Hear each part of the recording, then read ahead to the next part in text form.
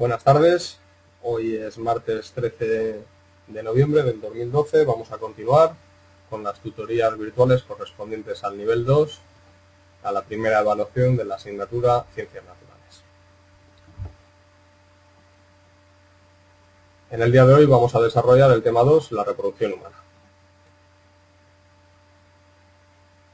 Puesto que es un tema muy largo, bastante extenso, me voy a centrar solo en los contenidos o en los puntos que considere más importantes. Ya vosotros por vuestra cuenta lo estudiaréis en vuestros apuntes.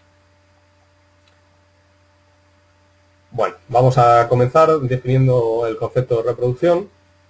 Van a ser el proceso mediante el cual los seres vivos van a generar o dar vida a otros seres vivos de su misma especie. De esta manera se garantizará la supervivencia de la especie.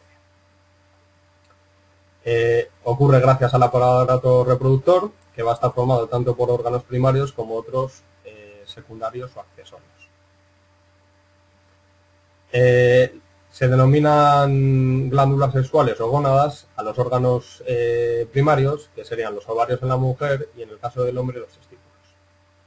Estos van a estar encargados de la producción de las células sexuales, también denominadas gametos, que van a ser el óvulo en la mujer y el espermatozoide en el hombre.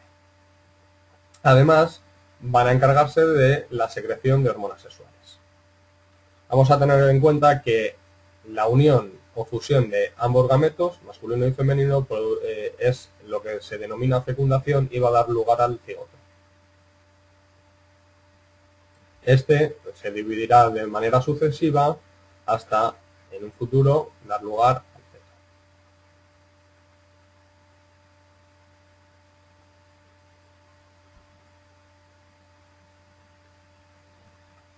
Vamos a ver a continuación el aparato reproductor masculino. Vamos a ver la estructura.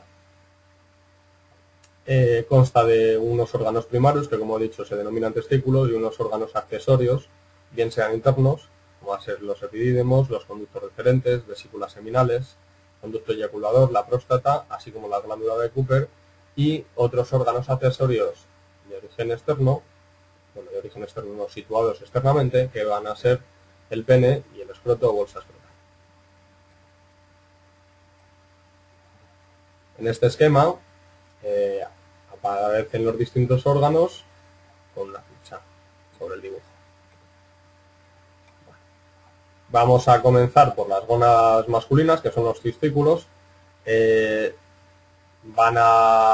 Tienen un aspecto semi-redondeado. Se va a encargar de la formación de los espermatozoides, así como de la secreción de las hormonas sexuales masculinas. Quedan situados en la bolsa escrotal o escroto, y la finalidad de esta es reducir la temperatura del organismo, es decir, se encuentra aproximadamente 1 grado o medio grado menos que el resto del cuerpo, para favorecer la eyaculación y la elaboración de los espermatozoides. En su interior vamos a tener túbulos seminíferos, que es en cuyas paredes se van a formar los espermatozoides. Además, van a aparecer en las células que van a secretar la testosterona, que sería la hormona sexual masculina. Va a provocar la aparición de caracteres sexuales secundarios en el hombre, es decir, como la aparición de vello púbico en la pubertad, barba, un tono de voz más ronca, que caracteriza al hombre diferencialmente respecto a la mujer. El epidídimo va a ser una estructura alargada que está situada sobre los testículos. Todos los túbulos seminíferos van a desembocar en los epidídimos, donde van a quedar almacenados los espermatozoides hasta que terminen su maduración. Conducto deferente transporta los espermatozoides desde los testículos hasta la uretra.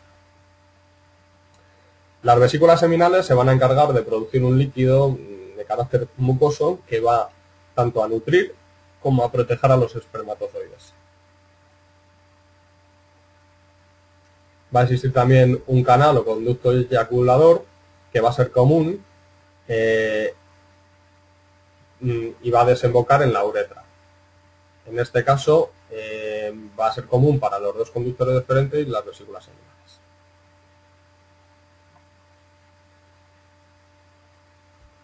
La próstata es una glándula que se sitúa por debajo de la vejiga urinaria.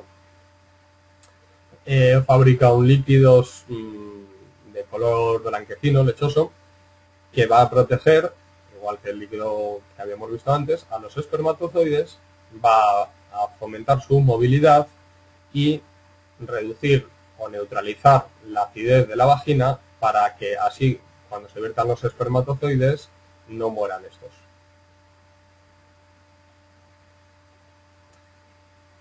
Las glándulas de Cooper van a desembocar en la uretra y van a segregar un líquido que, junto con los anteriores, y a los espermatozoides van a formar lo que se denomina semen o esperma.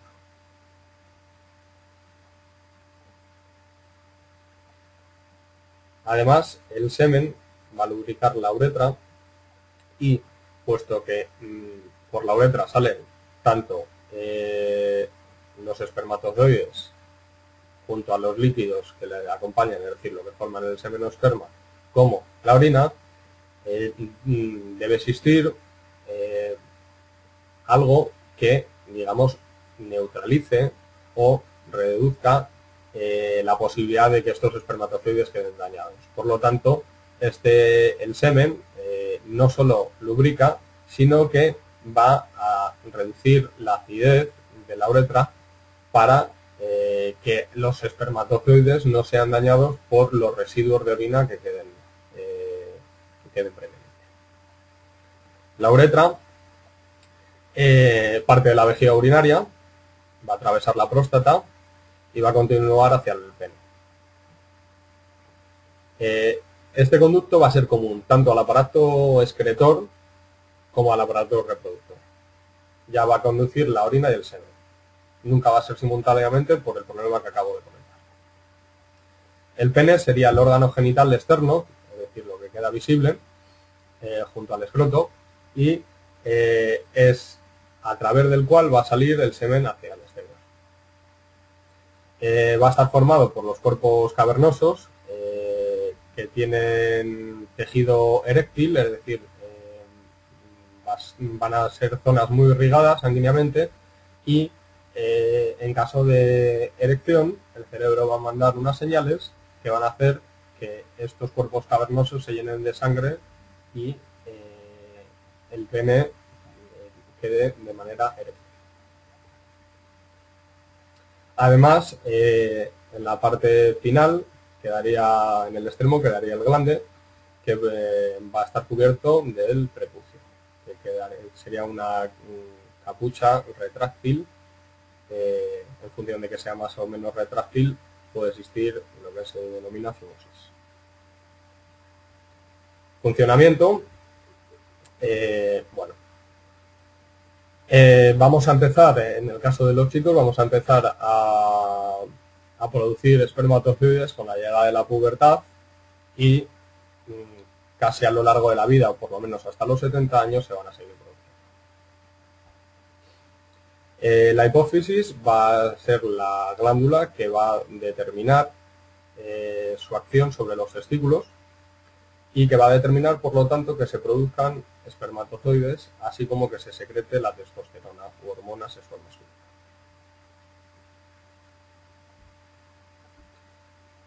La formación de los espermatozoides pasa por distintos estadios. Se lleva a cabo, como habíamos dicho, en las paredes de los túbulos seminíferos y va a estar determinada por la hormona hipofisaria folículo estimulante.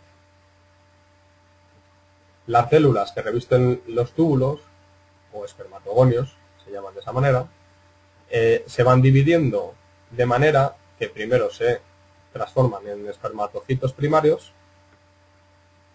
luego en espermatocitos secundarios, finalmente en espermátidas, que van a dar lugar a espermatozoides. Algo similar ocurrirá en el caso de los hombres.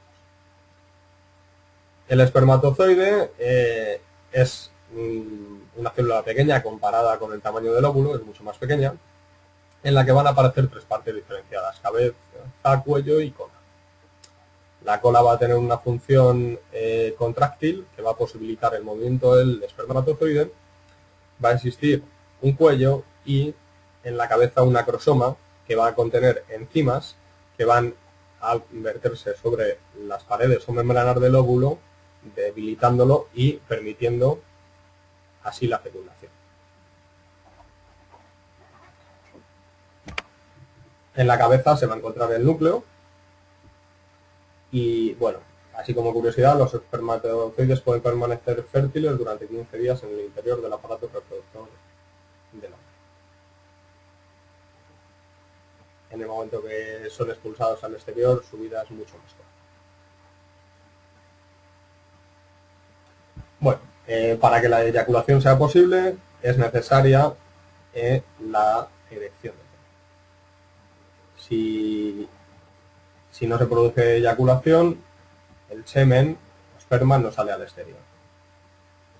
La erección se produce por un aumento del volumen sanguíneo, es decir, los cuerpos cavernosos del pene se van a llenar de sangre, entonces se va a producir una erección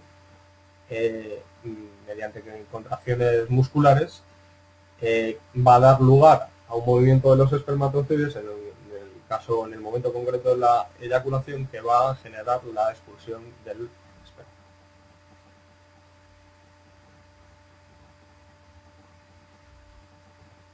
A continuación vamos a ver el aparato reproductor femenino.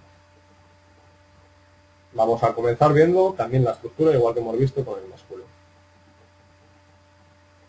Los órganos van a producir los óvulos, que serían las células sexuales femeninas equivalentes a los espermatozoides, son los gametos, y van a favorecer también la fecundación, la implantación, desarrollo y expulsión del feto, bueno, primero el cigoto y luego del feto, y luego van a producir el parto. Es decir, en el caso de la hembra, en el caso de la mujer, en humanos, la estructura del aparato reproductor femenino no simplemente va a tener la función de producir los gametos, en el masculino serían los espermatozoides, en el femenino los óvulos, sino que además va a ser la estructura donde va a quedar implantado el cigoto y donde luego se desarrollará el futuro bebé.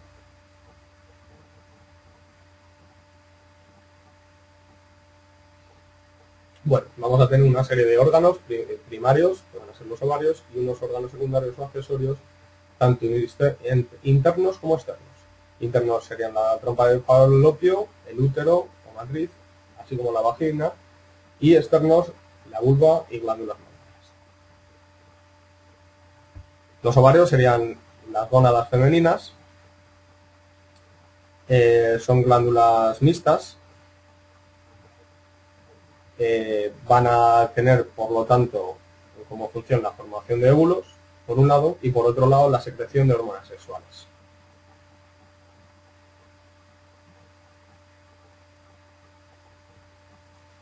En este dibujo podéis ver las distintas partes de las que se compone una.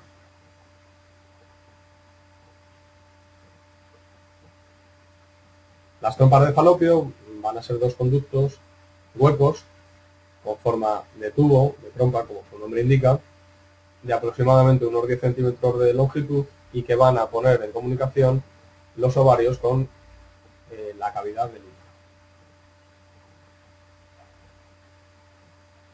El óvulo será expulsado por uno de los ovarios, dependiendo del mes, pasará a la trompa de falopio, este lo recogerá y va a conducir hasta el útero. La contracción de las paredes musculares, así como una mucosa, va a posibilitar el movimiento del óvulo.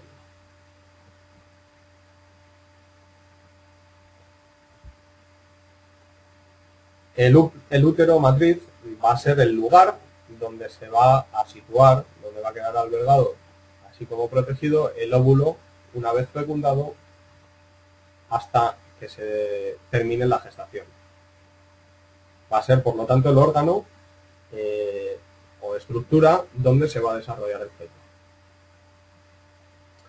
Vamos a distinguir tres capas: una capa externa o serosa, una capa intermedia muscular, que se denomina miometrio. Se va a expandir en función del estado de gestación, es decir, de los meses de embarazo, y en un momento determinado del parto se van a producir las contracciones que van a dar lugar a que el feto salga al exterior, en el momento en el que se produce el nacimiento. Luego va a tener una capa interna mucosa, que es lo que se denomina endometrio, y va a estar muy irrigada, es decir, va a tener muchos vasos sanguíneos y va a modificarse cada ciclo menstrual. Que va a tener que ver con lo que se denomina menstruación o comúnmente regla. La vagina tiene un orificio, ¿no? Donde se va a introducir el pene, y está compuesto por tres capas: una capa externa muscular, una capa intermedia y una capa mucosa. Aquí podemos ver los genitales externos, la vulva, es decir, en el que vamos a distinguir unos labios mayores que se cubren de pelo, unos labios menores, el clítoris, así como un himen que cubre el orificio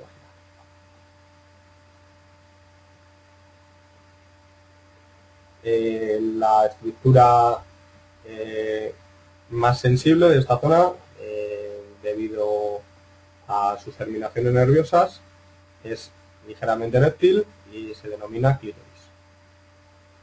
Es a través del cual las mujeres perciben las sensaciones, las relaciones sexuales. Va a existir una especie de membrana que generalmente se rompe durante el primer coito, es decir, cuando se rompe el himen es lo que se denomina que se ha perdido la virginidad en el caso de las mujeres, aunque también por ciertos deportes, como por ejemplo montar a caballo, montar en bici, o por algún golpe, puede destruirse de manera accidental. En las paredes laterales de la vulva también vamos a tener las glándulas de Bartolino, que va a lubricar, a humedecer la mucosa.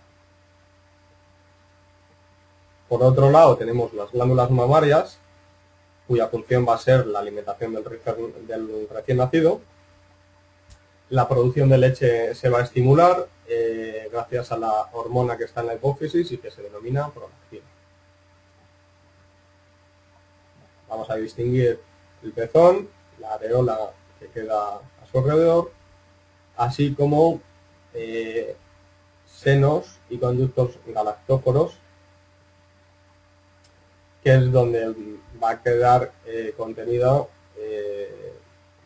lo que luego al salir al exterior será la leche de la que se alimenta.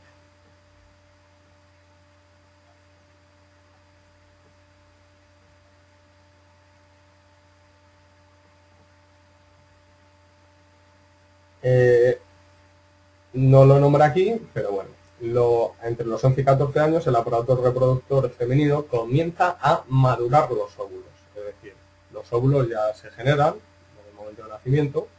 Sin embargo, los espermatozoides, en el caso de los hombres, solo se generan a partir de la pubertad. En el caso de las mujeres, lo que hacen es comienzan a madurarse a partir de esa etapa. Y tiene como fin aproximadamente los 45 años, años arriba, años abajo, en el momento en el que la menstruación, que se produce de manera mensual, tiene su fin, y entonces se produce lo que se denomina menopausia. Los estrógenos van a ser los responsables del desarrollo de los órganos reproductores, así como de la aparición de los caracteres sexuales secundarios. Es decir, a partir de cierta edad va a crecer el pecho, es decir, se van a desarrollar las glándulas mamarias, se va a ensanchar la pelvis para, en caso de embarazo, acoger al feto, al futuro niño. aparecerá vello en las axilas, así como en la región.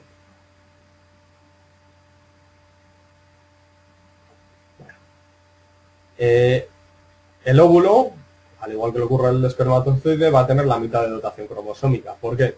Porque en el momento de la fecundación se fusionan, se unen óvulo y espermatozoide para dar una dotación cromosómica completa de 46 cromosomas en la especie humana. Es decir, cada uno va a tener 23 cromosomas de la madre y sus correspondientes del padre. Por lo tanto, al ser los gametos van a tener la mitad de dotación cromosómica, puesto que luego se fusionan y llegan a tener 46. Su citoplasma va a contener vitelo, que es muy nutritivo y que alimentará al embrión antes de que la placenta y el cordón umbilical se lleguen a formar. Bueno, los óvulos se forman en los ovarios, concretamente en los folículos. Igual que pasaba en los espermatozoides, en el interior de los ovarios, los óvulos o ovocitos se van a activar el crecimiento gracias a la hormona folículo estimulante.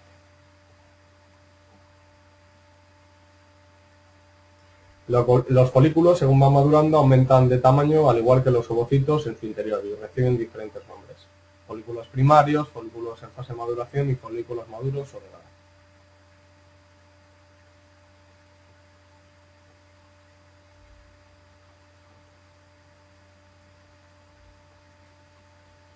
Ovulación va a ser la expulsión del óvulo fuera del ovario. Tiene lugar hacia el día 14 del ciclo menstrual, es decir, la mitad. Esta célula va a recogerse en la trompa de falopo correspondiente, es decir, en función del ovario del que haya salido, será de una trompa de falopo o de otra, y tardará unos días hasta llegar a su extremo. La rotura del folículo, así como la salida del óvulo, vienen inducidas gracias a la hormona luteinizante.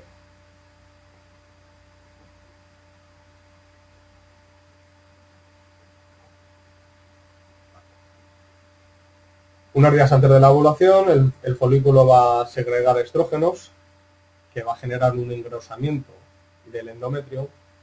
De alguna manera, este engrosamiento va a preparar para el caso hipotético de que se diese un posible embarazo.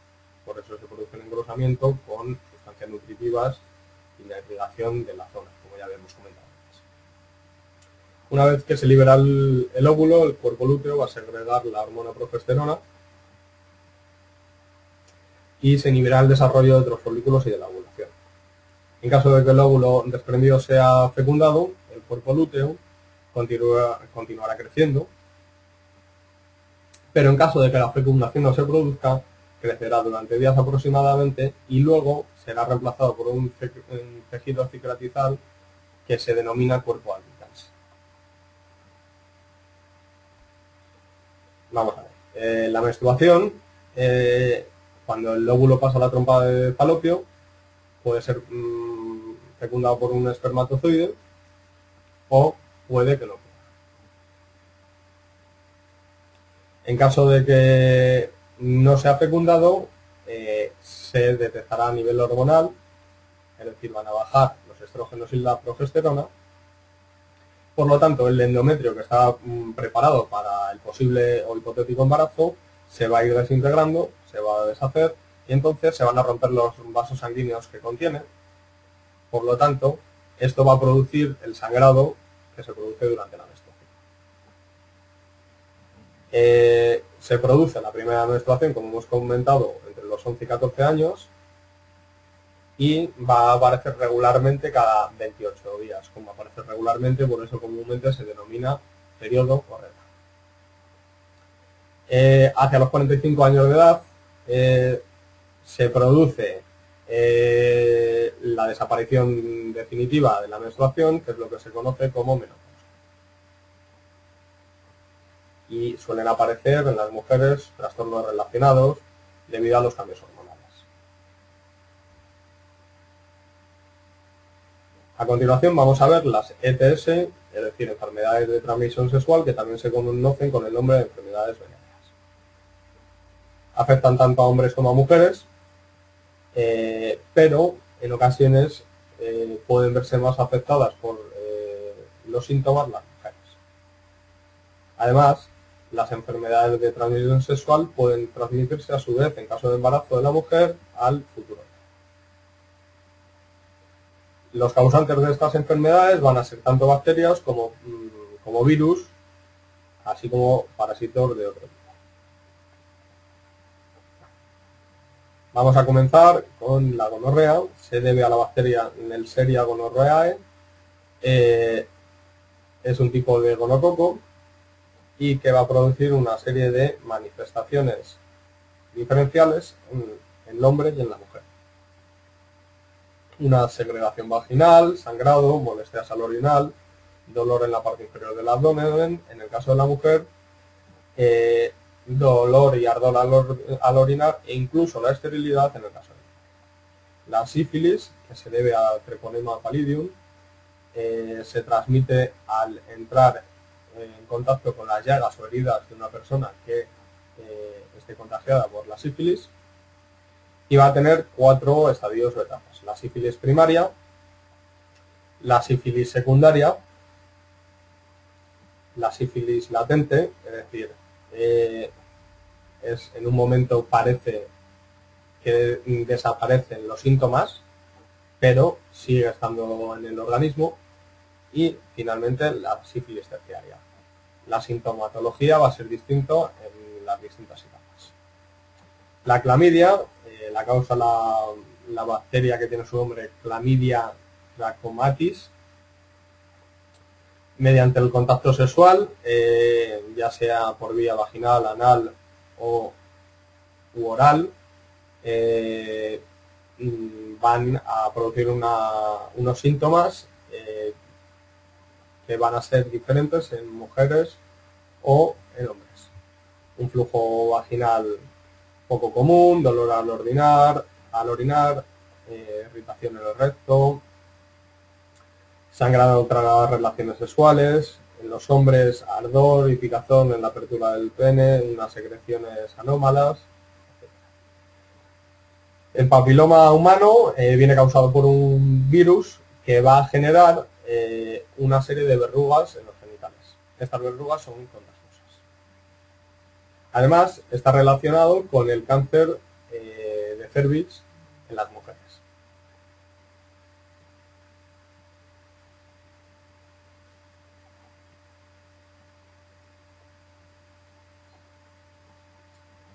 Vamos a tener también que abordar la enfermedad causada por el herpes genital, que van a existir 2 tipos de virus: el herpes simple 1 o el herpes simple 2.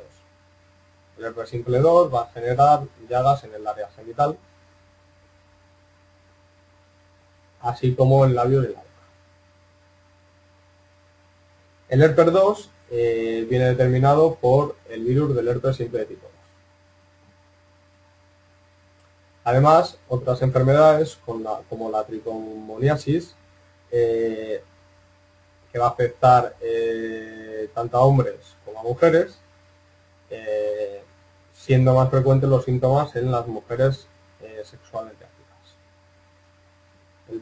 El parásito que causa este problema es Trichomonas vaginalis. La sintomatología en general en este tipo de enfermedades de transmisión sexual va a incluir sobre el flujo vaginal, como las anteriores, en molestias, escozores o dolores a la hora de orinar, y en el hombre también una serie de dolores o ardor al orinar, así como secreciones anómalas. Una de las más conocidas es el virus de la inmunodeficiencia humana, o VIH, que es el SIDA. Este síndrome está causado por un virus que va a atacar al sistema inmunológico, es decir, va a crear una depresión del sistema inmunológico de la persona infectada, y al destruir las defensas del organismo, los glóbulos blancos, va a ocasionar un problema en su sistema inmune. Por lo tanto, va a haber enfermedades que se van a aprovechar de esta debilidad del sistema inmune de la persona infectada y se van a aprovechar. Por ejemplo, una de las causas más frecuentes de la muerte en el caso de enfermos de SIDA es la neumonía. Hoy en día es muy difícil, o no es algo por lo menos cotidiano, que la gente muera de neumonía. Sin embargo, cuando el sistema inmune se encuentra en un estado debilitado,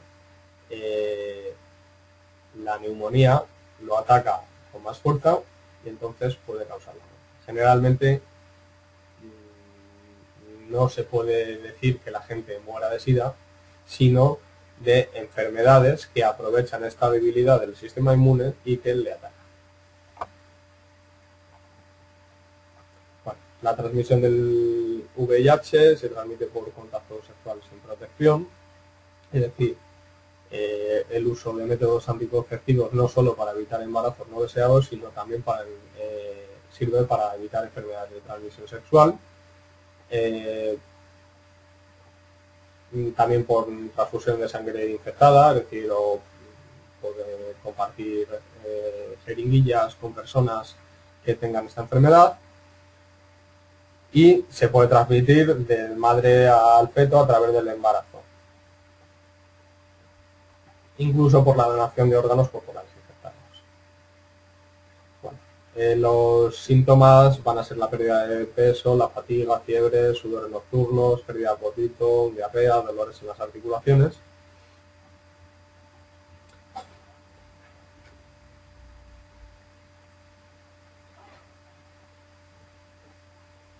Otra enfermedad sería la hepatitis de tipo B.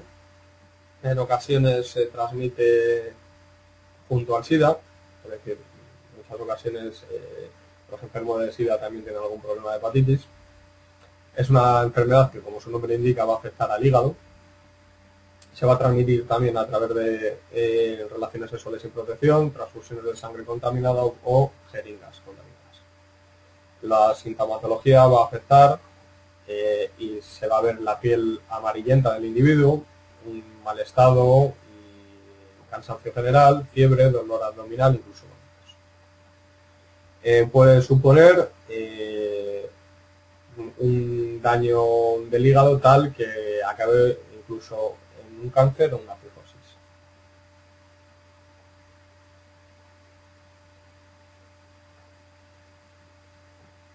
Bueno, el ciclo menstrual, relación con la fecundidad. Bueno, el ciclo menstrual, la ovulación se produce entre los 12 y 14 días después del comienzo de la menstruación. El óvulo entonces es recogido por las trompas y llevado al útero. En caso de que no contacte con un espermatozoide, se va a desprender y comienza el nuevo ciclo. La primera menstruación indica que a partir de ese día ya se es fértil y se podría tener un bebé. Bueno, cópula y fecundación. Los testículos producen millones de espermatozoides que junto al esperma se unen a las secreciones de las vesículas seminales, así como de la próstata, para formar lo que es semen. A través del contacto sexual y la excitación se produce un gran flujo de sangre arterial hacia los cuerpos cavernosos del pene, es decir, van a generar que este aumente de tamaño, la erección, y en ese momento va a tener la consistencia suficiente como para realizar la cópula, es decir, para que se introduzca en la vagina. Las contracciones de los conductos deferentes hacen que el semen salga expulsado, es decir, a través de la uretra, se eyacule y se deposite en la vagina. Los espermatozoides van a moverse y a ascender hacia el óvulo que está en la trompa de falopio. Solo el primero, en caso de que lo haga, atravesará la pared del óvulo. En el momento que uno atraviesa la pared del óvulo, se dan una serie de señales que impiden que otro espermatozoide pase. Bueno, la fecundación, como hemos dicho, se produce cuando el espermatozoide penetra en el óvulo y se fusionan los núcleos de ambos gametos. Como he dicho, solo uno de ellos conseguirá penetrar en la membrana del óvulo. La unión de los 23 cromosomas masculinos, es decir, del espermatozoide, con los correspondientes femeninos del óvulo, va a originar la primera célula que dará lugar al nuevo ser, que es lo que se denomina cigoto. A partir del cigoto van a dividirse y formarse el resto de células. El cigoto se va a desplazar por la trompa de Falopio, va a tener una estructura esférica en el momento que recibe el nombre de mórula. Posteriormente se desarrolla una cavidad que se denomina blastocisto, que es donde se va a formar o desarrollar el embrión.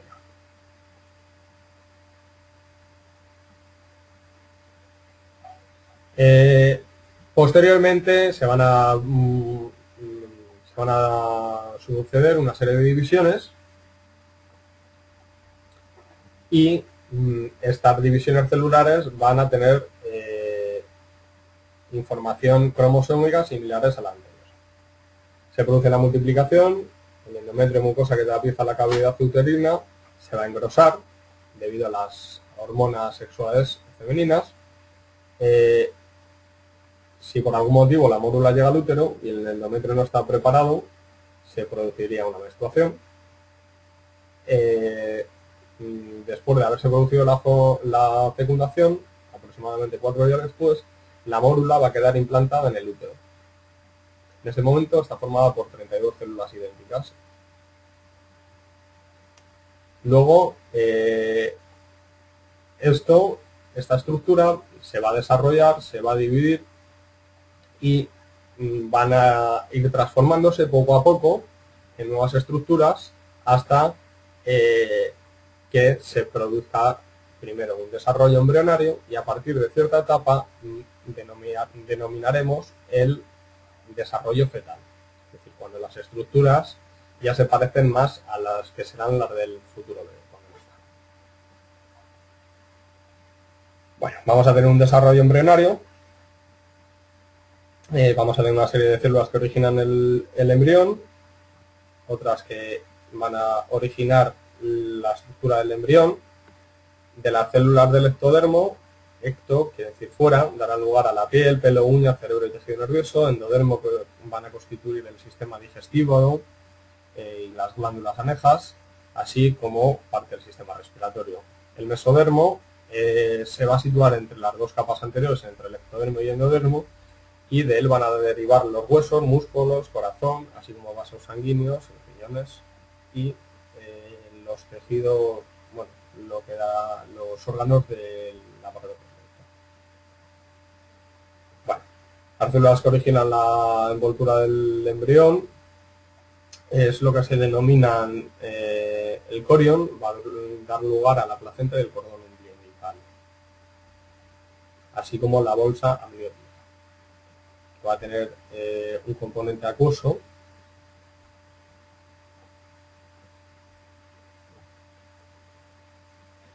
vamos a diferenciar ya el desarrollo fetal a partir de los 3 meses de la fecundación.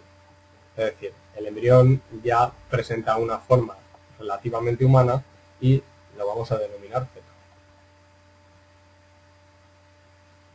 Entonces se van a ir por divisiones de las células preexistentes, se van a diferenciar los sucesivos tejidos y se van a empezar a distinguir los distintos órganos del cuerpo.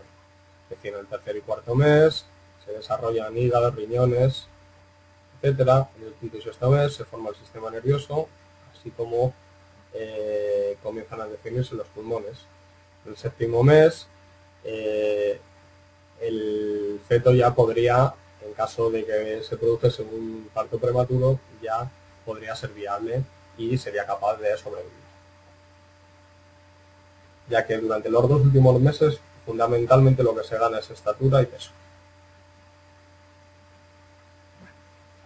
El parto, vamos a dividirlo en 3 partes, entre los dolores de parto.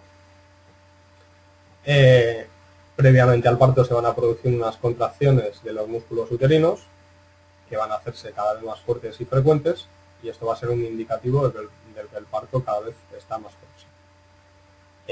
Posteriormente el nacimiento y el alumbramiento. Es decir, una vez que se ha expulsado el feto, las contracciones van a continuar, ya que todavía se deben expulsar la placenta y los restos del cordón umbilical. métodos anticonceptivos, vamos a tener aquí un cuadro que debemos consultar, es un cuadro resumen. Vamos a tener tantos métodos de origen hormonal como el dispositivo intrauterino, métodos de barrera, entre los cuales el más conocido sería el preservativo, tanto masculino como femenino. También conocemos el diafragma, o se puede producir la esterilización voluntaria, en la mujer la ligadura de trompas o en el hombre la vasectomía. Hay otros métodos que se utilizaban en el pasado, pero se consideran menos eficaces. Métodos que interrumpen la relación sexual, es decir, el coito interrumpido, lo que comúnmente se denomina marcha atrás, espermicidas solos, es decir, se suelen utilizar junto al uso de preservativos, puesto que si no, no son muy eficaces. También métodos de abstinencia periódica, es decir, sobre las fases en las que la mujer es más fértil, pues se producía la abstinencia. Y bueno, a continuación se van a desarrollar tanto la explicación de preservativos masculinos, femeninos, diafragma, el DIU, que serían dispositivos intrauterinos, la píldora del día después, parches anticonceptivos y los métodos que hemos denominado menos eficaces, como el método Gino, las espermicidas. Bueno, también tenemos que tener en cuenta que es necesario tener una educación sexual, ya que nos va a proporcionar información sobre los órganos sexuales, también sobre la reproducción o sobre los métodos anticonceptivos, pero también la educación sexual nos va a posibilitar tener un conocimiento de los riesgos que conlleva la práctica del sexo, como puede ser, en caso de tratar con personas contagiadas, las enfermedades de transmisión sexual. Por ello, siempre es recomendable tomar precauciones y llevar una higiene del aparato reproductor lo más adecuada posible. Es decir, tras cada relación sexual es conveniente limpiarse los órganos sexuales, puesto que se pueden instalar bacterias o parásitos u hongos que puedan dar lugar a enfermedades o problemas posteriores. Con esto doy por concluida la tutoría virtual de hoy. Necesitaréis vosotros leerlo más lentamente, ya que dado la extensión de los contenidos de hoy he ido bastante deprisa, y nos vemos la semana que viene.